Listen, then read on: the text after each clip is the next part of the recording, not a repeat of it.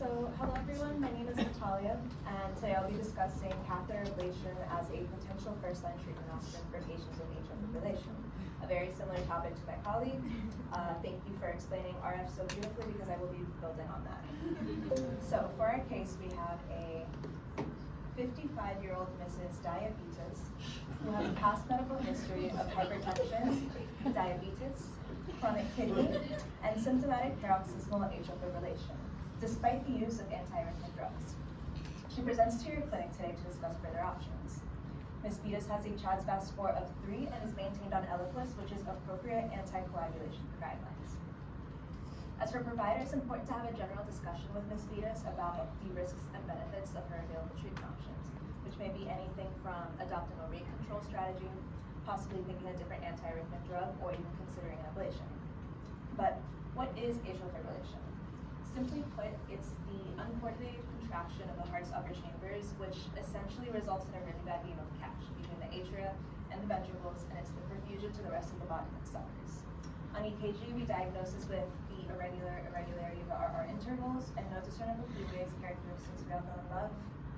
Your patients may be coming to you complaining about chest pain, shortness of breath, syncope is a common presentation, and if hemodynamically unstable, may be coming to you in acute heart failure or shock. And due to the often silent nature of this disease, many patients don't experience symptoms at all, as previously stated, so this does often go undiagnosed. So who is most affected? This is generally our older population, which means eventually all of you. So this is something that everyone should care about. And this is because aging is actually one of the most significant risk factors contributing to the development of this disease. According to a global burden of disease study, we can expect prevalence to more than double within the next 2 decades because we're just not dying from chronic diseases like we used to. So here I've included the European Society guidelines as well as the American Heart Association over here to highlight the limitation placed on the recommendation for ablations, specifically for the purpose of symptom reduction. In Europe, we fast forward from 2016 to, I have really bad aim, 2020. And now we have the expansion of this recommendation to include a select group of patients regardless of symptom status. As you see in the US, we're not as enthusiastic about this. Oh, there we go. However, we are acknowledging that there is a potential mortality benefit as well as reduction in healthcare expenditures, keeping in mind the less encouraging level of evidence. So before diving into the literature, I would like to give a brief origin story on the cornerstone to ablation therapy, which took place in a 1998 trial done in Bordeaux, France, during which participants had catheters placed in order to monitor electrical impulses. Allegedly, researchers were basically sitting around sipping wine, just waiting for patients to go into AF.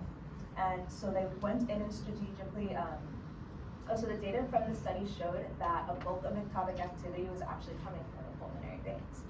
So that's when they went in and strategically damaged these suspected tissues in a process that we now know as pulmonary vein isolation. As illustrated here, this is typically done as a femoral venous procedure in which we access the right atrium by way of the inferior vena cava, perform a transeptal puncture here, and can now work on the pulmonary veins. The 2 predominant used methods are radiofrequency, explained by my colleague, in which is a point-by-point procedure where we damage the suspected guilty tissues, and cryoballoon, which is a much simpler procedure, and I'll show in a moment, in which heat is removed. This essentially acts like a block to any aberrant signals from spreading to the rest of the heart. And it's a relatively quick procedure. Patients can typically go home the same day versus having to be held in the hospital for 72 hours in order to initiate an anti-arrhythmic drug, which is not always ideal. So what strategy should we be using? The researchers in the Fire and Ice study attempted to answer this question in this randomized non-inferiority study in which they took 762 patients and randomized them to cryoballoon versus radiofrequency. They followed patients for about 1.5 years for the primary endpoint of clinical failure, which I want to point out is a little problematic because it does equate a patient that completely failed treatment to someone that maybe had a single recurrence, and that's just clinically not the same thing. Regardless, the primary endpoint was observed in relatively similar numbers between both groups for a hazard ratio of 0.96, allowing researchers to conclude that the novel cryoballoon technology was in fact not inferior to the tried and true method of radiofrequency, which is a game changer because as we see here, cryoballoon is a much simpler procedure. It requires less skill, less time on the table, and studies have actually shown that down the road, patients require less repeat procedures.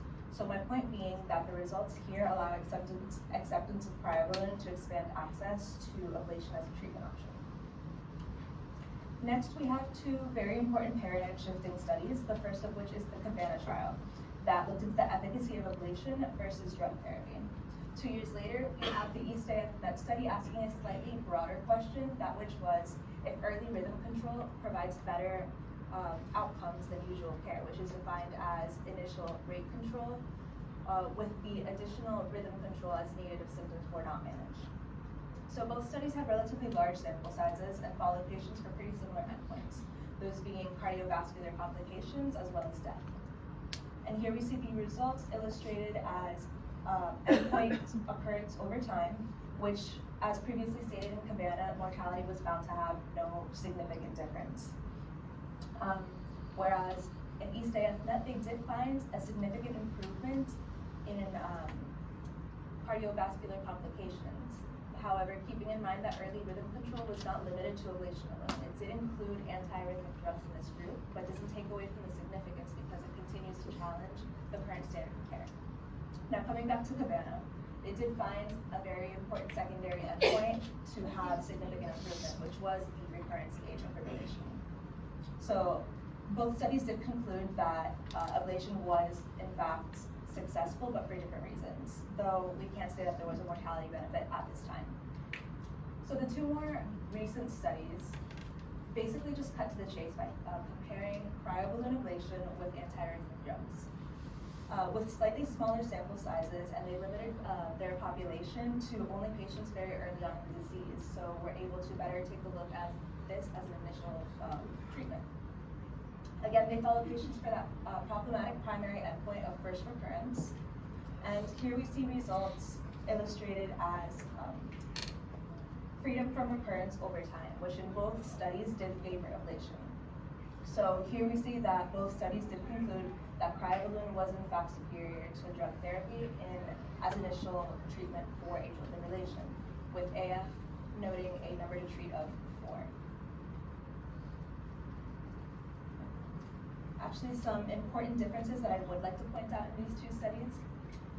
A common pitfall of many studies, including AF, is the large crossovers that occur from drugs to ablation, which was actually remedied by the design of the early AF trial in that they encouraged patients to postpone that crossover until the end of the trial, and they were actually pretty successful at this. But more importantly, they remedied the issue of intermittent monitoring of a paroxysmal disease by using those implantable loop recorders. So this way they were able to continuously monitor and more accurately detect treatment failure. So in conclusion, we may never be rushing a patient in rapid ventricular rhythm to an emergent catheter ablation.